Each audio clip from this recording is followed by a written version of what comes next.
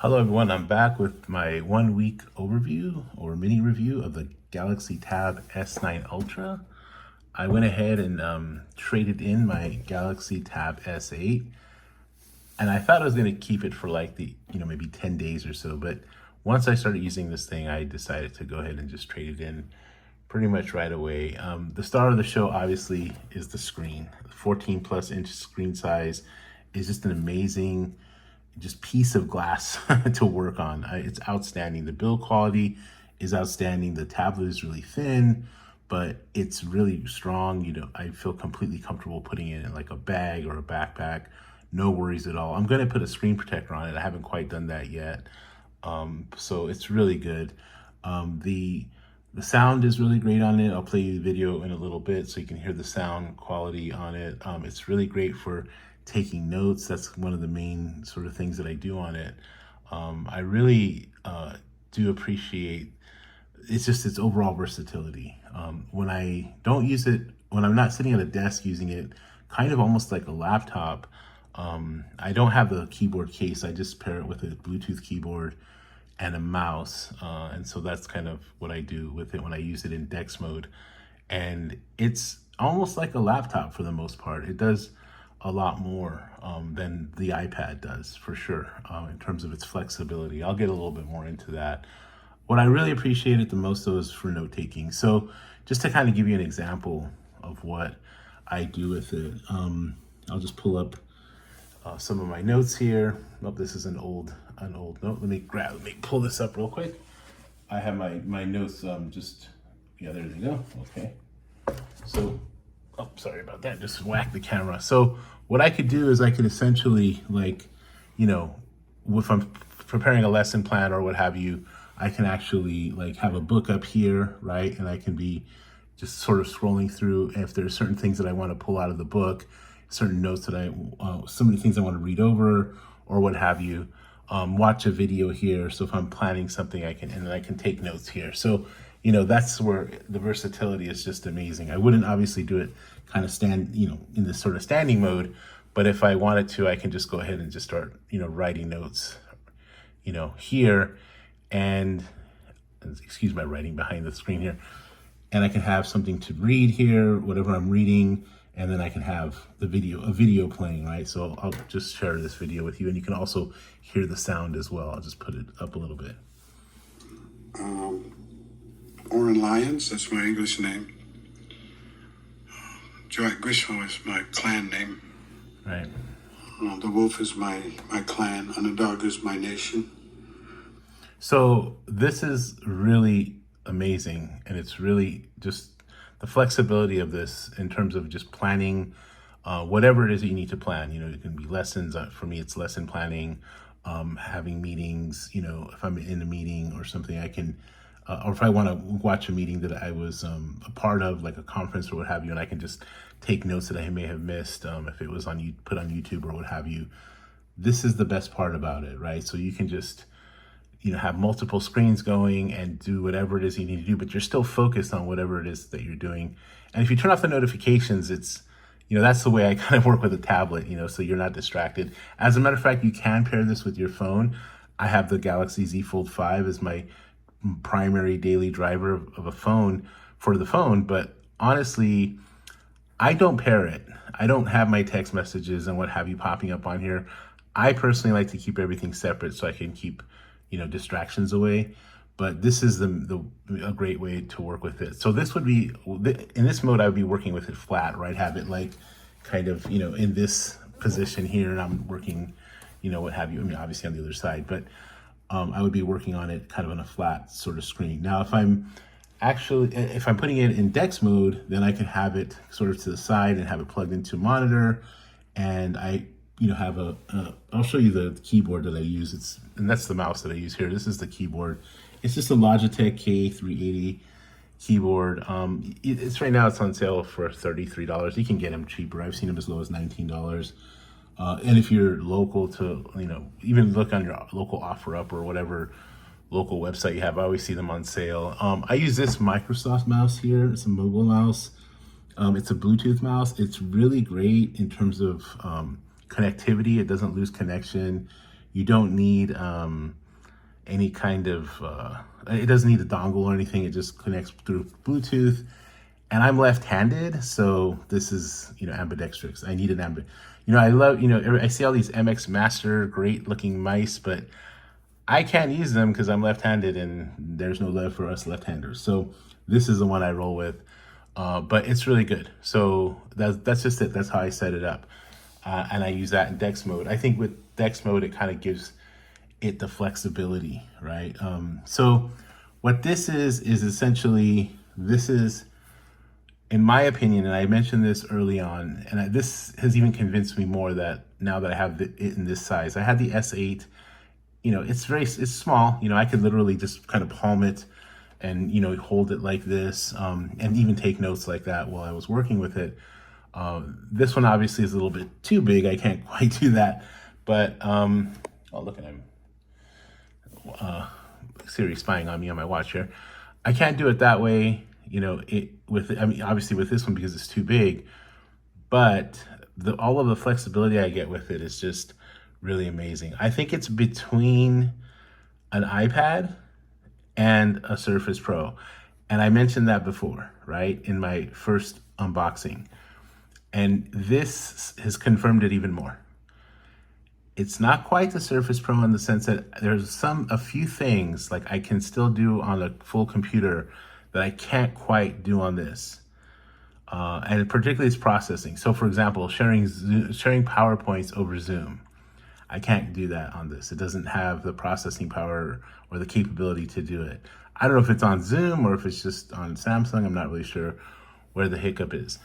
So that's one thing. And I think just the full functionality of the Office suite, it's mostly here, but there's some things that are lacking. Obviously, it doesn't have the processing power of a full laptop. It's a chip that's designed for phones, right? So it's not going to have necessarily that kind of power. However, 99% of the things that I do on my laptop, I can do on this. And it's just a very few limited things that I really can't do on it. So it's not quite fully a laptop, but it's more than an iPad. And the things that, and it has iPad-esque battery life. Whereas the Surface Pro, I would go 2 hours on OneNote and it's dead. Like literally 2 hours, not even 2 hours, like sometimes an hour and 45 minutes of straight note taking and it's dead. It doesn't have the flexibility of like the apps in the way that I was showing you, in that it's not very smooth, it's very clunky. It's a laptop, operating system. It's not a tablet operating system. So in that sense, the tablet operating system, I think, is pretty solid. So it almost has everything. The other thing that separates it from an iPad, in my opinion, is a fully functioning or a mostly functioning, file system. I mean, you pretty much can find anything you need here. It's like a filing system. It's way better and way easier and way less clunky than the iPad, right? Maybe you can get used to it with workarounds on the iPad, but personally, it's just, this is a lot easier to use as somebody who maybe isn't just accustomed to using an iPad all the time, right? I tried to make it work, but it just isn't quite there. This is much closer to making it a laptop replacement. Is it fully a laptop replacement? No, I have a laptop, but it's pretty close. And I think, Android, in terms of tablets, there's still a lot of work to do. I see a lot of potential. I just don't know, you just never know with Google whether or not they're going to continue to develop certain things or give up on things. Like they're getting rid of my podcast app. I love this podcast app. Why are they getting rid of it? They're sticking it into YouTube Music. I don't even bother using YouTube Music. I think it's really clunky. I think it kind of sucks. This thing is simple to use, but Google decided, hey, let's get rid of the podcast app. So you just don't know with Android, right? Now, what is it missing? If I wish it had 5G. I know in other countries it has 5G. I don't know why in the United States, maybe it's not here yet, but there's no 5G option. And that would make this thing even better. At that point, I would consider maybe buying the keyboard case, because then it would be easier to be more portable, easy to move around.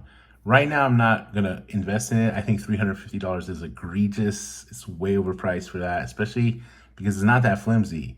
I mean, it's pretty flimsy. It's not that great a build quality. So the keyboard case, in my opinion, I think that's the one thing where I say the iPad keyboard for the Magic Keyboard for the iPad Pro, Apple did a really great job with that. This one, I don't know.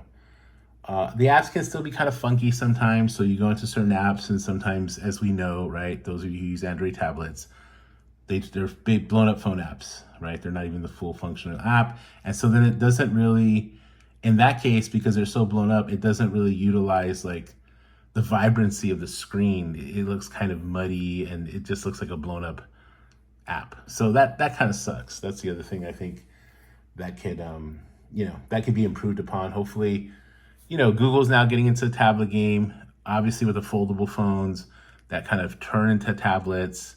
There seems to be a desire to like go into take tablets more seriously now. So let's see what happens. Hopefully that happens. Samsung makes up for a lot though with their own operating system in the way that this functions. Again, almost like a computer. I love this thing. Now, if you are somebody who desires portability, then I would say maybe it's not for you, right? Because this is something that I use it, I take it with me, but I can see how this would be too unwieldy or too big to take with you everywhere, especially if it's not your primary device. Excuse the dog barking back there. I don't know if you heard it or not. But if you're gonna use it at home, if you're going to use it to its full capability, or if you just want the big screen, which I totally get, then I think it's worth it. It's a great device. Now, for me personally, it functions really well in my workflow, especially, as somebody who's constantly researching, doing things, taking notes, even typing of stuff. I'll use my laptop to use Microsoft Word, but sometimes I can use this and it's perfectly fine. If it's not a lengthy document, I have no problem doing it here. If it's not like a larger, 20, 30 page essay or something that I need to produce. But here, Here, it's good for a quick, 1 pagers, 2 pages. I mean, I probably could do a longer document with it. I just haven't really tried. I mean, I have the laptop, so I just use that. But maybe I'll give it a try and let you all know how that works. Anyhow, so 1 weekend, very happy with it. And I'm not the type of person that gets all hyped up about something and gets excited and then, let's move on to the next thing. I'll tell you very honestly, this is legit. But again, if you use it for what it can do to its fullest capability. In some of the other videos people put in the comments that they like the smaller tablets better for note taking, and I could totally see that. If you're note taking, is something that is more along the lines of you just need a page and maybe the Kindle app on one side and the notes on the other side, then I can see how, you don't necessarily need the larger screen. But if you can use multiple things, like sometimes I'll have a website here, I'll have a book here, or a website here, a video here, and the notes are always on the left side because I'm left-handed for me. For you, it might be on the right side. That's where it really shines for me. So, it just depends on your use case. But anyhow, again, 1 weekend, very happy with it. I didn't even take the full 2 weeks to decide whether or not I wanted to keep it. About 3 or 4 days in, I was like, oh yeah, this is totally a keeper. So the S8, and I had the base model 128 gig S8 that I got really cheap because I had a discount on the S7 and I traded in, and so I don't have a whole lot into this. I probably have maybe $700 into this total, including all of the other stuff that I had. So, I know the trade-ins, what you trade in has value. And someone made that point in the comments, and it's true. Like, you don't just trade something in for free, right? You're giving something up. But for $700, and I only had about that much into it, total, I only had about $350 into that tablet, and I got $700 for it. and then I added the other 300 or 400. And so this cost me about $750 total, right? So, in that case, tax and everything, you got to think about all that. But in that case, it's worth it for me. And I plan to keep it for a while. So anyhow, I'll go ahead and try to produce more content on this if you're interested. And yeah, thanks for watching. And I'll go ahead and end this because I'm about 15 minutes. I don't want to babble on too much. I appreciate it. I'm up to like 200, almost 240 some odd subscribers. Thank you so much for the support. I only started this less than 2 months ago, so I really appreciate that. And yeah, thanks for watching. Take care of yourself. Hope you're well. Hope your family's well. See you next time.